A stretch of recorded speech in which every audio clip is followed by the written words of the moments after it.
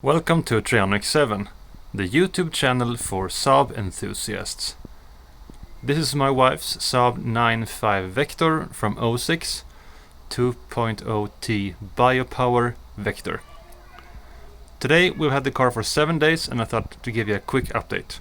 First of all, sorry for the noise, it's the neighbor's kids playing in the yard.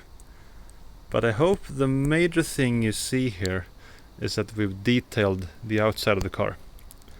It's now Sunday and I spent last day and today polishing, claying, compounding, waxing the entire outside of this car. And I think you really can see a difference. See the reflections of the sky? They look almost perfect. I never polished a car before and it was a fun learning experience. So we started by cleaning the car. Then we went on to claying, and my wife and I clayed the entire car. Then it was the process of masking. So much masking tape is needed for this car. There's so many panels, it's quite a big car, it's a lot of work.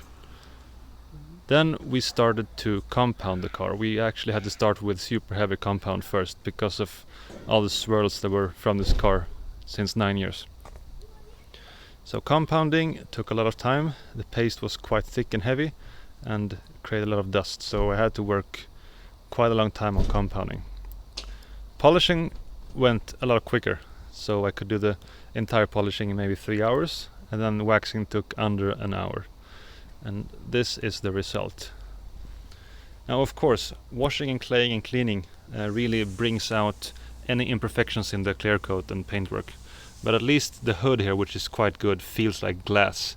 It is amazing to touch, such a difference to before. Of course the stone chips here in the front are even more noticeable now. But the rest of the hood feels amazing.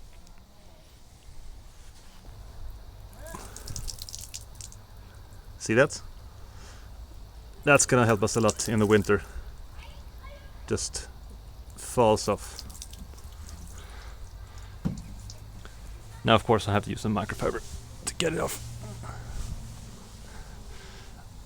I mean, these cars are still parked outside all night long, so it's not like they're gonna be in amazing shape the entire winter. But we do as best as we can, and waxing will probably help quite a lot. I was able to polish away some of the scuff marks here on the back with polishing, but as you can see there's really damage to the clear coat and base coat, so we can't polish any more than this. This looks 10 times better than before though.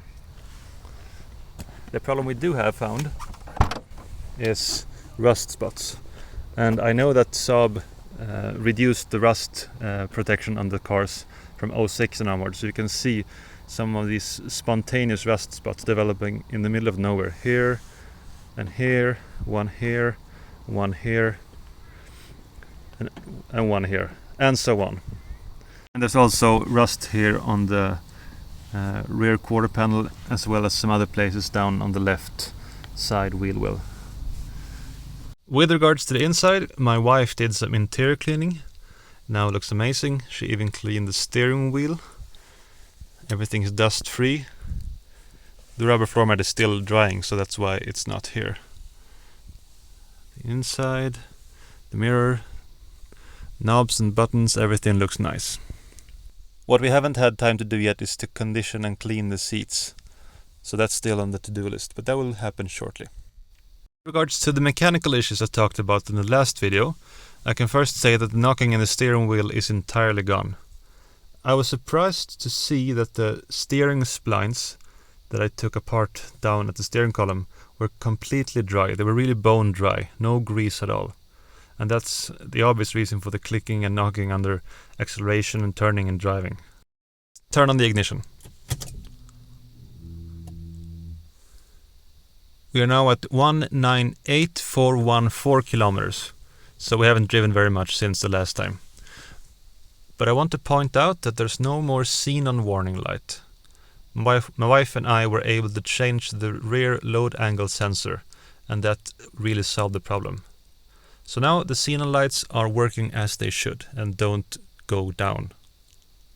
Also, we did an oil change since it's been 10,000 kilometers since the last one. We put in some really good Mobil 1 New Life 0W40 oil and a Saab original oil filter. So now we won't have to worry about the oil for the upcoming future. We do have one outstanding issue though. If I start the engine,